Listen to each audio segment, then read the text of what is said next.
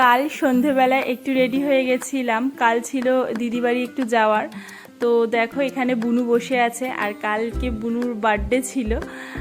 তারপরে মা আর আমি দুজনে মিলে বেরিয়ে পড়েছি দিদি বাড়ি যাওয়ার জন্য, আর এখানে চলেও এসেছি। সবাই মিলে এখানে আড্ডা দিচ্ছে।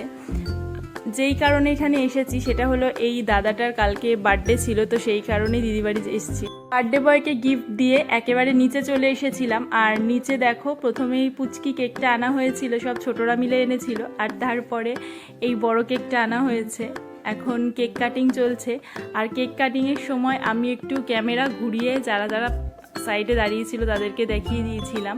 দেখো কেক কাটিংয়ের পর আমরা আবার দিদির রুমে চলে এসেছিলাম উপরে, আর এখানে আমরা একটু সবাই মিলে গল্প করছি। এখানে দিদি আছে, আমি আছি, আর টুম্পাদি আছে, আর এখানে মা তো শুয়েই পড়েছে গল্প করতে করতে। তারপরে এখানে ডিনারে হয়েছিল কষা মাংস আর বিরিয়ানি, তো ওটা খেয়ে আমরা এবার বাড়িতে যাব। তো টুম্পাদিও বেরিয়ে পড়ছে, আর আমি আর মাও বেরিয়ে পড়েছি, আর আমাদেরকে দিতে গেছে বার্থডে বয়। তো তারপরে দেখো বাড়ি চলে এসেছি, আর এখানে বার্থডে গার্ল আর বার্থডে বয় দুজনকে উইশ করছে, বুনু আর এই হুলোদা। আর তারপরে আমি ঘরে চলে এসেছিলাম। তো আজকে এটুকুই, আবার দেখা হচ্ছে নেক্সট কোনো ব্লগে। টাটা।